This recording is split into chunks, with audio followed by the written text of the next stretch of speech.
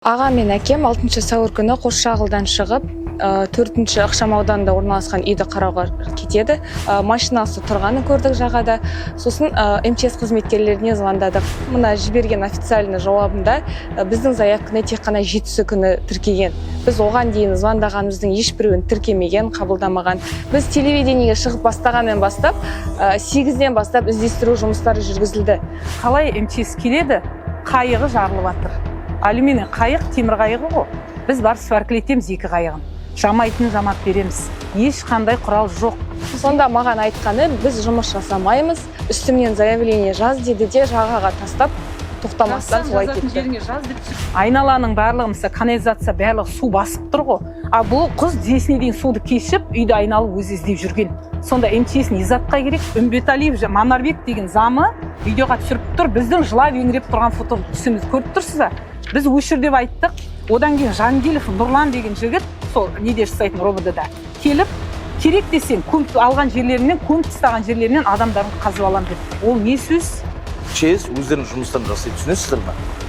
Біздердікі тек қана охрана общественного порядка. Сіздер деген итпен мысықты іздеген құлы болған жоқсыздар ғой ешқандай да. Неге сіздер өтірік ақпарат бересіздер? Сізді вообще көрген жоқпыз біз. Мен бардым сізде, ешқандай патрульдік қызметкерлер. Сіз қазір ғана мен штабта болдым деп отырсыз ғой? Жоқ, штабта болдым, мен арасында шығып кететін кездер болады ғой. Су тасқыны кезінде Құлсарыда 4 адам қайтыс болды. Жұрттың жағасын ұстатқан оқиғада әкесі мен баласы қайтқаны хабарланған болатын.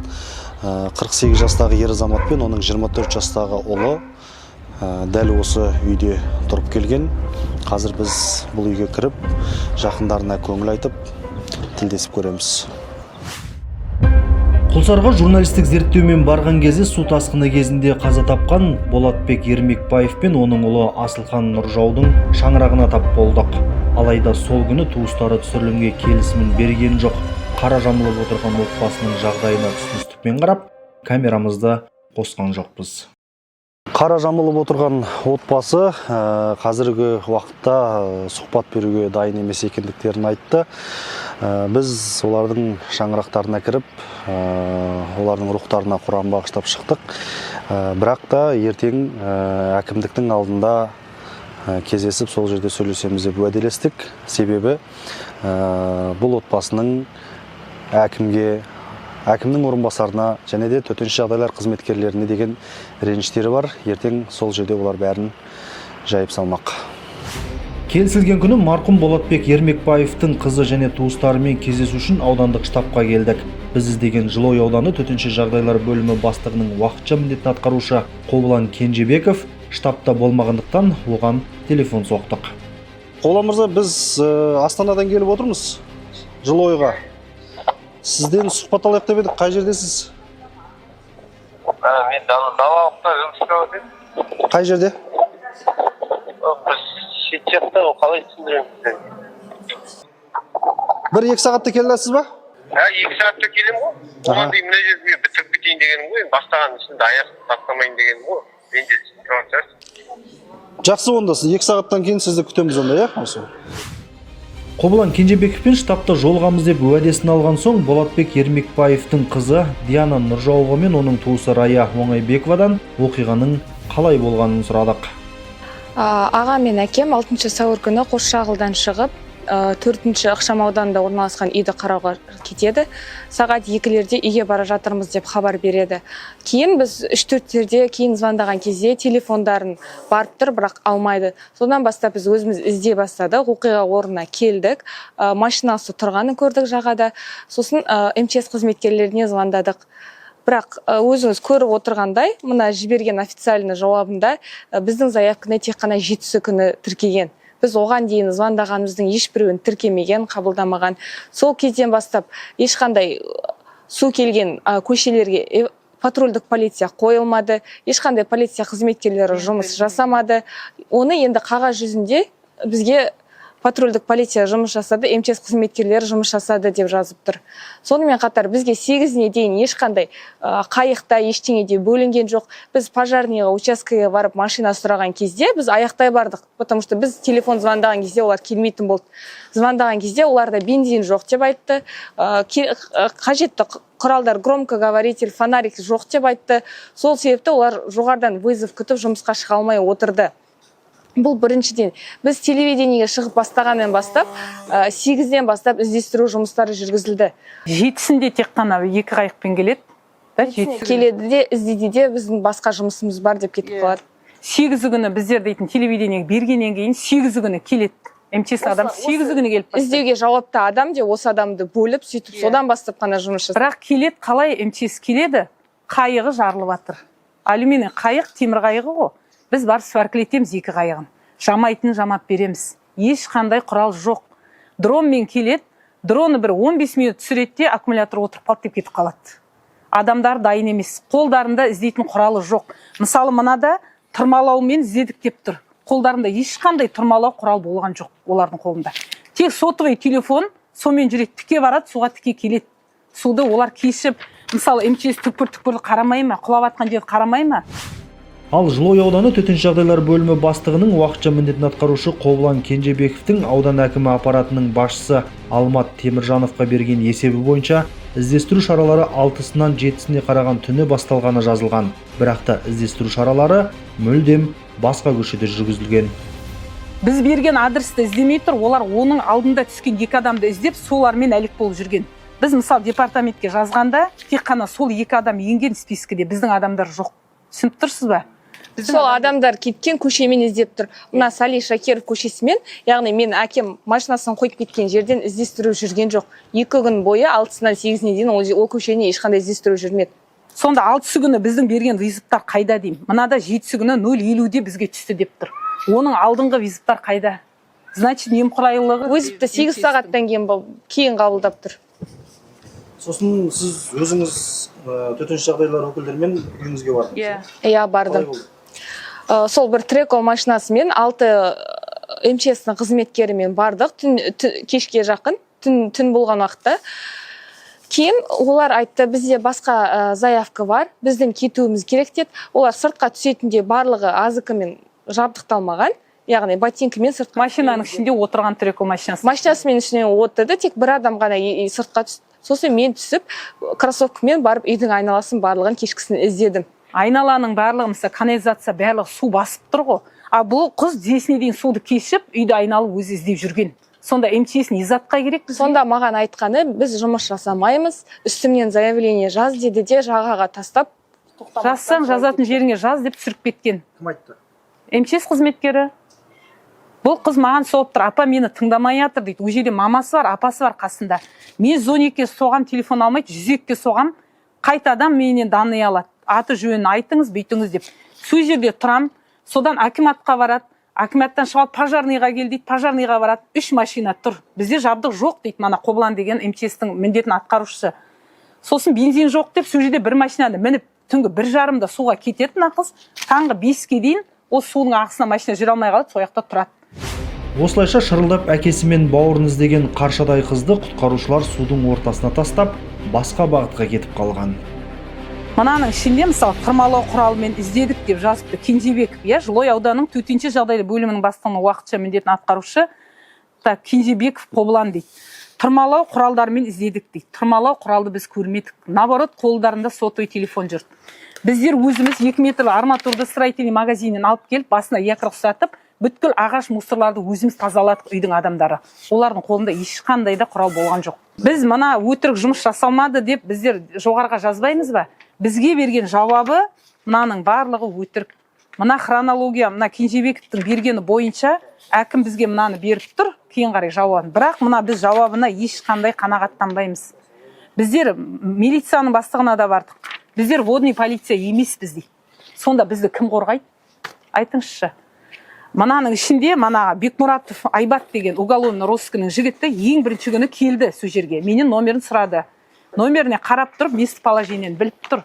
Таңертең Қосшағылдан шықты, анда барды біліп тұр. Бірақ 4-те өшкенін білет, енді сол жолын бізге айтпай тұр, бағыт бағдар бізге бермей тұр. Түсініп тұрсыз ба? Түсті полицияға. Полиция енді іздемей ма? Мысалы, дамыған заман ғой, айналада камера бар. Бүткіл сегізінші мектеп, садигі бар сол жердегі, больница бар. Мысалы, 3-4 магазин тұр. Бүткіл иесіне мен шықтым, звондап, маған камера көрсетіңізші деп. Ал заң қызметкер қайда? Мен 10 күні айқайлап екеуміз кіреміз. бізге көрсетеді, сағат 10-ға дейін қараймыз камераны. Менде бар видеосы. 2 адамның өткені бар да, Рамазанға дейін жетпеген ол адамдар. Сонда көз алдарында көрініп тұрған нәрсені жасырып бізге бермей тұр олар. Түсініп тұрсыз ба? 14 сәуір күні ақпараттық сайттарда сағат 9:00 шамасында 1976 жылғы адамның денесі, сағат 13:40-та оның баласының денесі табылды деген ақпарат шығады. 2 адамда төтенше жағдайлар департаментінің күштерімен табылды деген сөз марқұмның туыстарына қатты батады. Өйткені оларды құтқарушылар емес, біз таптық дейді. Біз 14 күні барамыз таңертең. Мен жолдасым үшеуміз барамыз, өзіміз тауып аламыз адамды. 8:39-да мен 102-ге соғамын. Сендердің адамдарын қайда? Лента ілмей ма 102, неге келмейсіздер? Біз адам тауып алып жатырық деп. Менде әлі бар ол номер. Ресми сайттарда төтенше жағдайлар қызметкері тапты деп тұр. Жоқ, ешқандай. Кім тапты? Мен жолдасым тауып алыпты. Үшеуміз таңертең суға кірдік, бинокльмен қарап, солай бізге қарап тұрған басты көрдік, судан шығып тұрған.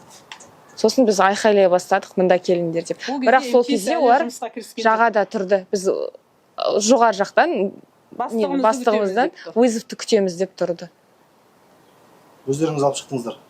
Жоқ, МЧС-ның қайық, сосын өзіміздің туысқандарымыздан адам кіріп алып шықты. Міне қараңыз, 8:39-да мен 102-ге соғады екенмін, міне. 8:39-да 102-ге соғам. Қайда заң қызметкерлері деп. Ол кезде не қылып жатыр олар? Ол жерге іздестіру жұмыстары жүргізіліп жатырғанда хотя бы лента ілмейді. Неге патрульдік полиция қоймайды? Мысалы, бізге бөлінген сол тек қана 5 қайық, оның жаман кезектесіп жүргенде, оған келетте қарапайым халық мініп, үйін қарауға кетіп қалады. Ана МЧС-та отырған адамдар халыққа айтады екен, сол жақта бар, солар аппарат деп. Іздестіру жұмысы тоқтап, сол қара халықпен біздер жоқ, бұл түсіндірумен болдық, жоқ, бұл адам іздестіруге берілген. Келет, үйден документім қалып қойды, бірдеме алам деп, сөзге халықтар очередке тұрады, қайықты алып кетіп тұр. Өзі азғанда 3-4 қайық қой, түсініп тұрсыз ба? Мына да жазады, түнімен жұмыс жасадық дейді. Түнде ешқандай МЧС болған жоқ, мен сізге айтайын.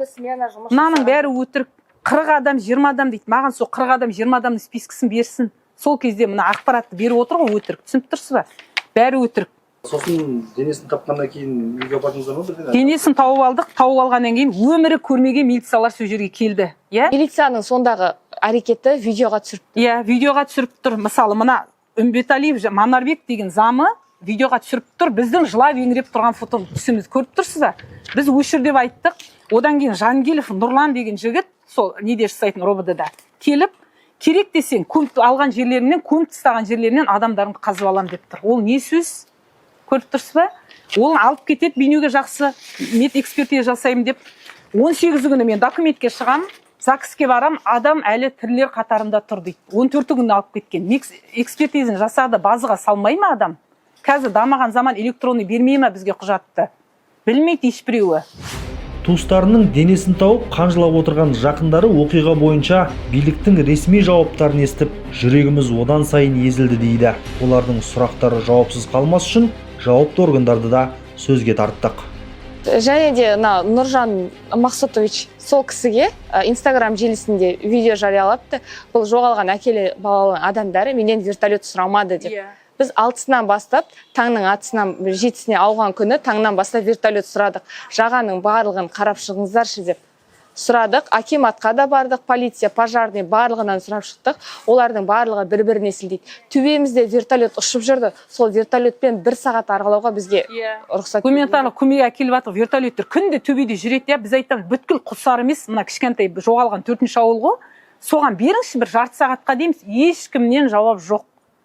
Тауып алатын, жағада қалған бала тауып алатын адамды тауып алмай тұр. Біз өзіміз тауып аламыз, мені сол жерге келетті дрон лақтырады, баланы да сол жерден табады. Значит, немқұрайлы қарап тұр жұмысына, түсініп тұрсыз ба? Сонда ертерек сол күні әрекет жасаған. Құтқаруға болады. 6-сы күні мен сол 8-ші мектептің алдынан іздеңіздер, сол көшемен кеттік деді. Ол көшені іздеген жоқ. Ол көшені 8-нен бастап іздеді. Ал қазір тауып тұрған жері сол 8-ші мектептің қасы. Бұның барлығын істемей келіп, соңында жалған ақпарат бергені қатты. Міне 3 бет қылып бізге өтірік жалған ақпарат беріп тұр. Міне мынандай мен іздедік, 24 сағат іздедік, мынандай машина кетті, мынандай адам жұмылдырылды деп, осыны жазған Кенжебек жауап берсін. Сіз сол сводканы көріп, мына хатты бізге жауап жазып отырсыз. Онымен қатар 1,5 сағат бізбен видеомен сөйлесіп отырсыз. Біз сонда айтып отырық, ешқандай түнгі смена болмады деп. Соны біле тұра, сводкадағы қатені бізге жіберіп отырсыз. Соны біле отырсыз ба? Барлық шығыстар айтып отырмын ғой, журналға тіркеледі. Журналға тіркеген жазбаға байланысты бұның бәрін мен ой. Журналға тіркеген адамның өзі басқаша айтып отыр. Барлық мәліметтердің бәрі ешқандай ойдан шығарылып жазылмайды. Барлық құтқару жұмысына жұмылдырылған техника, күш құралдардың барлығының уақыты, сағаты, бөлімнен шыққан уақыты, бөлімге келген уақыты. Қара жамылып отырған отбасы жақындарының суға кеткеніне төтенше жағдайлар бөлімінің өкілдері мен полиция бөлімін кінәлайды. Егер де тез арада бірігіп шара қолданғанда, жақындарымыз жанымызда болар ма еді дейді олар. Айшуаққа отыр әкімнің замы. Менің жеке проблемам жетеді дейді. МЧС-тің бастығы мана Кенжебекті соғып отыр. Мына адамдарыңды өзің шақырып алсын, менің жеке проблемам жетеді дейді. Біз сонда кімге барамыз? Неге полиция қызметкерлері МЧС-пен бірігіп жасамайды? Мысалы, полиция біліп отыр, камера барлығы қол астында отыр. Неге іздестіруге бағыт-бағдар бермейді? Мысалы, телефонның соңғы рет 1-ші микрорайоннан сигнал келіпті дейді. Соны неге ертерек келіп МЧС-ның адамдарына айтпайды? Келеді де 8 күні сыбырлап құлағына айтады. Бір қайыққа кетіп батқан адам. Мына жақты қараңдаршы дейді. Сонда ол 6 күні кешкісін айбат келіп тұрды. Соны барлығын көріп тұр, соны неге 6 күні айтпайды? Сіздер қателесіп отырсыздар. Біздер қай уақытта келді, біз сол уақыттан бастап жұмыс жасадық. Ешқандай не жоқ. Бағыттама бердік, барлық жерде жұмыс жасадық. Основной судың ішінде жұмыс жасайтын ЧС қызметкерлері. Роудан, мен сіздің тыңдаңызшы, Роудан біздің Жылой аудандық полиция бөлімінде сумен іздейтін ол определенный адам бар. ЧС өздерінің жұмыстарын жасайды, түсінесіздер ме? Біздердікі тек қана охрана общественного порядка. Камераны 13-14 күні бірақ қана қарадық дейді. Оған дейін тексерілді ма камера? Камералар қаралды. Мына кісілерде бізде Жылой аудандық полиция бөлімінде жедел басқару орталығы бар. Үлкен бана біздегі аудандағы сергек камераларын барлығын сол қазақша жедел басқару орталығы. Сол кісілер өздері келді, жолдасы бар, барлығы көрсеттік. Су кеткен кейбір аудандар, 4-ші ауылдың бана автодорожник көшесіндегі су кеткен жерлерде оларда не жоқ? Свет жоқ. Свет жоқ болғасын, камералар көрсетілген жоқ. Қай жерде көрсетіліп тұрған барлық камераларын көрсеттік. Сіздердің жұмыстарыңызға телефон бірге кетті, телефон данныйын қарау. Сіз телефон данные туралы 1-ші микрорайоннан шыққан қашан білдіңіз? Сразу білдік біздер. Сразу неге баз жасамады? Біздер жасадық, біздер жұмыс жасадық. 8 күні Ержан деген кісі келеді, МЧС-тің қызметкерінің құлағына сыбырлап, 1-ші микрорайон жоқтан қара деп айтады. Біздер түсіндіріп айттық. Хорошо. Күнделікті мына кісілердің айтатын біздер түсіндіріп айттық. Осы уақытқа дейін 7-сінен бастап күнде келіп, каждый уақытта келіп түсіндіріп айттық.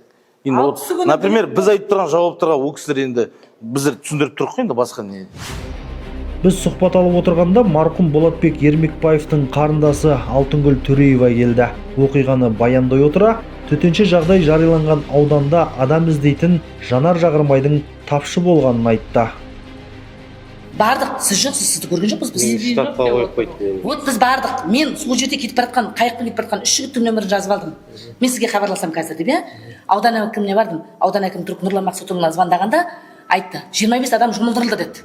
Жаңа жігітке мен звондадым. Сіз суда жүрсіз ғой, 25 адам жұмылдырылды, МЧС-тен жүрмә деп едім. Ешқандай бізден басқа, үшеумізден басқа ешқандай қарға жоқ деді. Бір.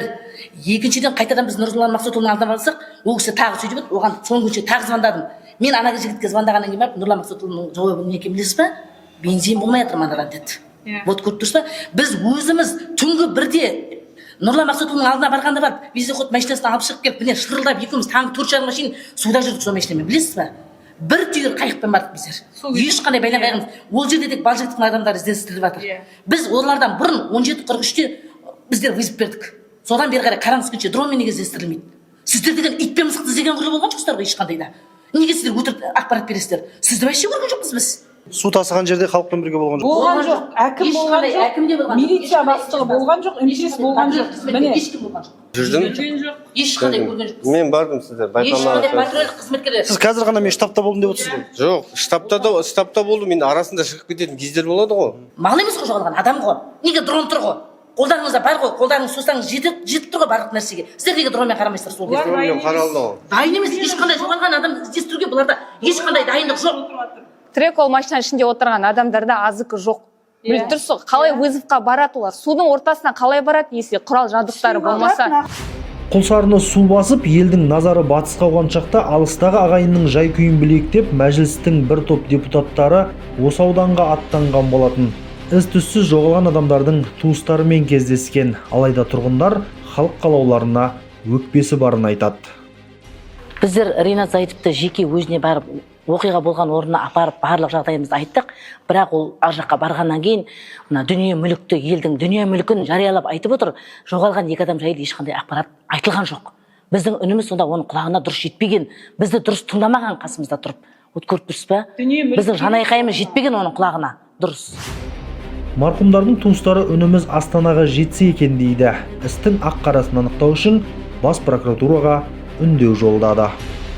Біздің осы 9 күн бойы шырылдап жүргеніміз Астанаға бас прокурорға жетсін.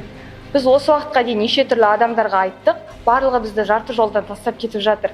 Біздің қояр талабымыз Қазақстанда адам өмірі маңызды. Осы жоғалған 2 азаматшаға тікелей себепші болған адамдар өз жазаларын, жоғарғы орында отқан адамдар өз жазаларын алсын. Жұмыстарын міндетсініп жасайтын азаматтар сәйкесінше заңды түрде жауапқа тартылсын. Кеше келіп атқан мына мәслихат депутаттары, жоғары жақтан келіп атыр депутаттар көріп тұр. Дүние мүлікті жария қылып, бүткіл неде жүр ақпаратта. Неге адам өмірін айтпайды? Адам өмірі кетіп тұр. Оны ешбір депутат айтып атқан жоқ. Дүние мүліктің орны толар. Ешкімнің құлағына жетіп атырған жоқ.